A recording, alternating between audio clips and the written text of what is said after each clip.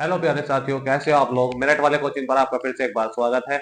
मैं अभिषेक चौधरी आज फिर से एक नई चीज आपके लिए लेकर आया हूँ। देखिए, जब मैंने पिछली वीडियो बनाई थी वो बनाई थी हिंदी के पैटर्न के बारे में कि पैटर्न किस तरीके से आता है। ठीक है, क्या क्या पैटर्न होता है, किस तरीके से वो क्वेश्चन देता है, किस तरीके से पार्ट डिवाइड्स होते हैं और वो कितने कितने नंबर के आते हैं। ठीक है, आज मैं बात करने वाला हूँ कुछ इंपोर्टेंट टॉपिक की। जैसे मैंने पहले भी आपको बताया था कि मैं आपको कुछ क्वेश्चन बताऊंगा, कुछ चैप्टर्स बताऊंगा क्या इनमें से आपको पढ़ना है और हिंदी का पेपर किस चैप्टर में ज्यादा निकल के आता है। ठीक है, तो आपका टाइम वेस्ट ज्यादा ना करते हुए शुरुआत करते हैं, लेकिन उससे पहले आप चैनल को सब्सक्राइब कीजिए। ठीक है, कमेंट कीजिए, लाइक कीजिए और पूरी वीडियो प्लीज देखना। ठीक है, आइए देखिए, आज मैं जो बात करना है वो आपको बताने वाला हूँ कि कौन कौन से चैप्टर में से क्या क्या चीजें आती है। सबसे पहले आती है जीवन परिचय, क्योंकि 10 नंबर के जीवन परिचय आते हैं गद्य और पद में से।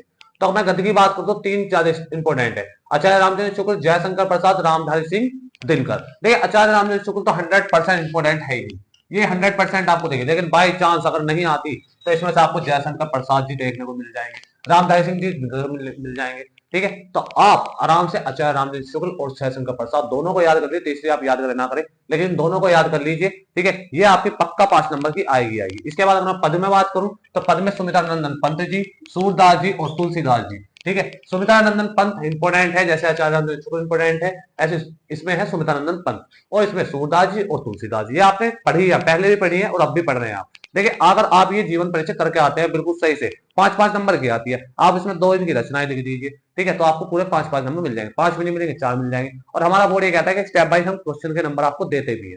ठीक है, तो आप अच्छे से उसे लिखें, कोशिश करें कि आप उसे पूरी तरीके से याद कर लें। जिस बच्चे ने अभी तक जीवन परिचय याद नहीं करे वो इन 3 के अलावा जीवन परिचय याद करने की जरूरत नहीं है, क्योंकि बोर्ड में आप सबके पास मॉडल पेपर है ही। आप देख सकते हैं कि वो कितने बार आ रही है, एग्जाम हर साल आती है, ईयर टू ईयर आ रही है। तो आप इन्हें अच्छे से याद करें।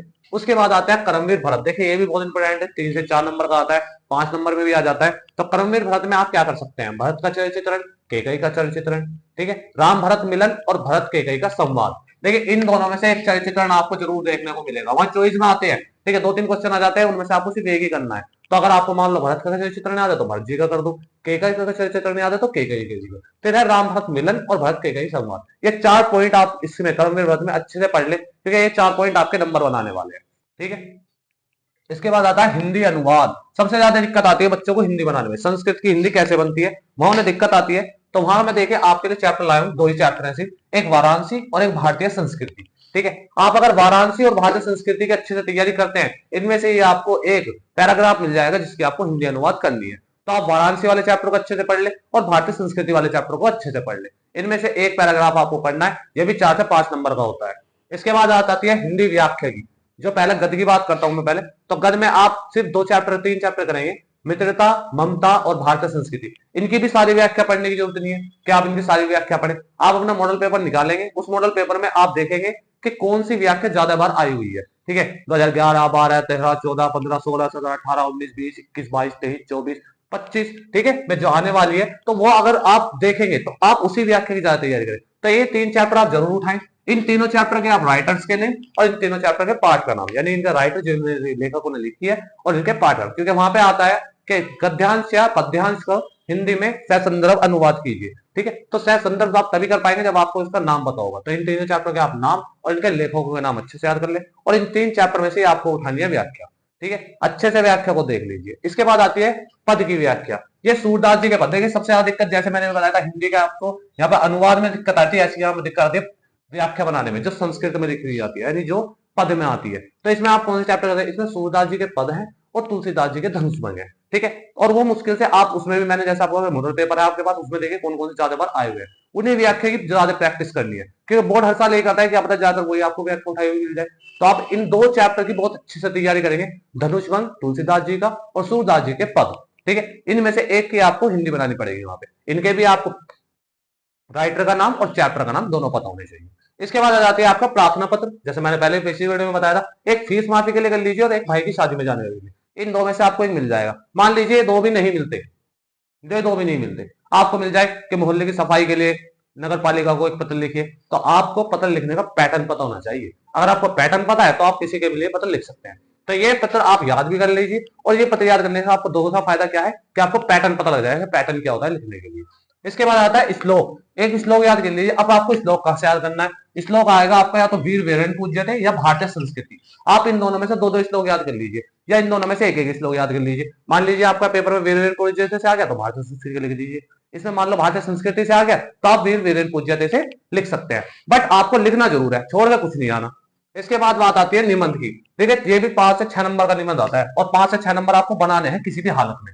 ठीक है, तो या तो आप बेरोजगारी पे या पर्यावरण पे या जनसंख्या पे। आप मैंने जैसा बताया, मान लो इन 3 पॉइंट में से कोई नहीं आता तो आपको पता तो लग जाएगा लिखा कैसे जाता है। बेरोजगारी के आप लिख सकते हैं, पर्यावरण पे आप लिख सकते हैं और जनसंख्या पे आप लिख सकते हैं।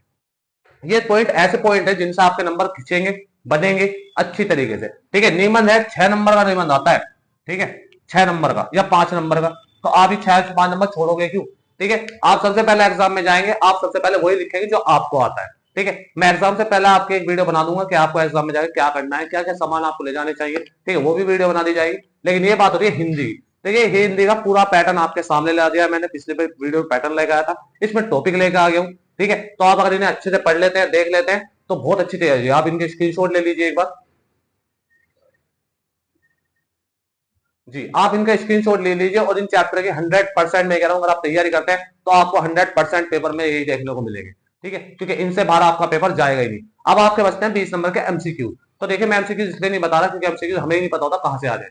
ठीक है, 10 गद्य में से आएंगे, 10 पद में से आएंगे, तो वो आप पढ़ लें। आपके मॉडल पेपर्स में भी है, आपके टीचर्स ने भी आपको लिखवाए होंगे, उन्हें आप पढ़ लें। वो 20 नंबर अलग है, लेकिन 20 नंबर से हटा दूं, ठीक है, तो आपके 50 नंबर बचते हैं और ये 50 नंबर आपके सामने है। अगर ये तैयारी आप करके जाते हैं तो 100% आपको हिंदी का पेपर अच्छा लगेगा। और अगर हिंदी का पेपर आपका अच्छा चला गया तो बाकी पेपर की तैयारी आपकी बहुत अच्छी रहेगी, क्योंकि आपका कॉन्फिडेंस लेवल अप हो जाता है, बढ़ जाता है, जिससे आप और अच्छा पढ़ पाते हैं। बाकी सब्जेक्ट के ऊपर भी मैं वीडियो बनाऊंगा, लेकिन मैं हिंदी पे इतना क्यों जा रहा हूँ, हिंदी पे इसलिए जा रहा हूँ कि हिंदी में आप नंबर बना सकते हैं। जितने नंबर आप ज्यादा से ज्यादा बनाएंगे उतने आपके अच्छे से तैयारी हो जाएगी, परसेंटेज अब जाएगी। ठीक है, क्योंकि हर बच्चे का कोई ना कोई सब्जेक्ट वीकनेस में होता है, किसी का मैथ है, किसी का साइंस है, किसी का एसएसटी है, तो ये हिंदी है जो सबकी अच्छी होती है अधिकतर। तो आप हिंदी को अच्छे से टाइम दें, हिंदी को अच्छे तरीके से पढ़ें। अब भी अगर आप पढ़ते हैं, इन चैप्टर की तैयारी करते हैं, तो आपके नंबर बहुत अच्छे हिंदी में आ जाएंगे। तो चैनल पर बने रहे, चैनल को सब्सक्राइब कीजिए। कोई भी दिक्कत किसी भी चैप्टर को लेके, किसी भी टॉपिक को लेके, किसी भी सब्जेक्ट में आपको आ रही है, ठीक है, तो आप मुझे पर्सनली कमेंट कीजिए। ठीक है, आप कमेंट करेंगे तो ही मुझे पता लगेगा क्या दिक्कत है, मैं उस चीज को ठीक करने की कोशिश करूंगा।